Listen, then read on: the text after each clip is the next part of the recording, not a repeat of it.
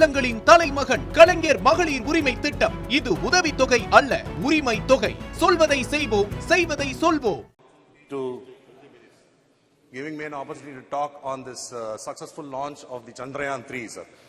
Sir, I would like to congratulate all the scientists and staff who have been instrumental in ensuring that this mission was successful. I'm not only talking about the people who were present, sir, I'm talking about the people in the past as well. So I would like to say that this was a success not only for the people of India, but it is a success for the people of this whole world.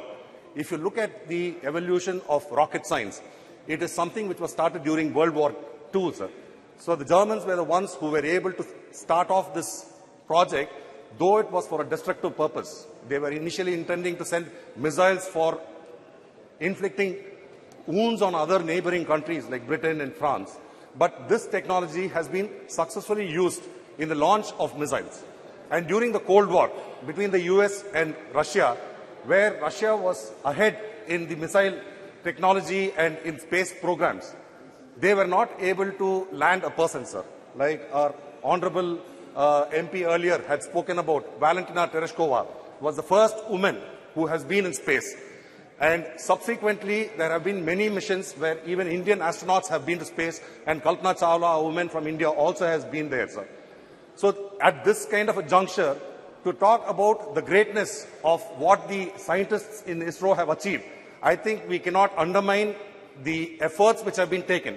Because whenever you're talking about launching a rocket or a satellite into space and landing on the moon and having a rover going in the moon is something which is unfathomable, where it requires millions, thousands and thousands of calculations which need to be done, where not a single one can go wrong.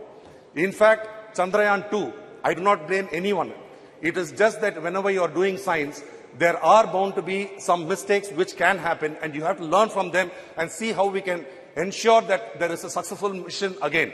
So I congratulate the scientists for not giving up on their mission, and I also support this government for having supported the scientists to ensure that Chandrayaan 3, especially being the first country to land in the South Pole of the moon. Sir, I would also like to say that the Honorable Minister for Science had already expressed his views about how successful this government has been, and I congratulate them. But at the same time, you also should understand that launching a satellite into space is only a field, one particular field, sir.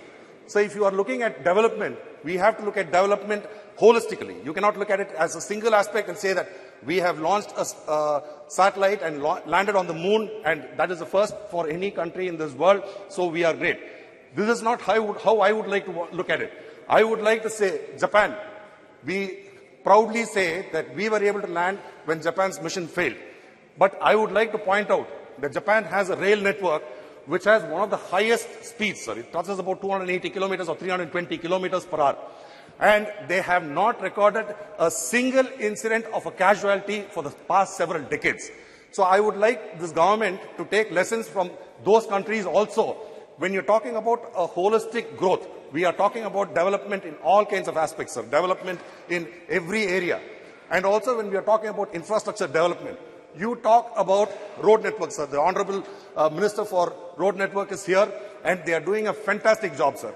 We keep talking about statistics where during the Congress government it was 1 kilometer per month, then during Vajpayee's government it was 1 kilometer per day, and now it's about 8 to 10 kilometers per day.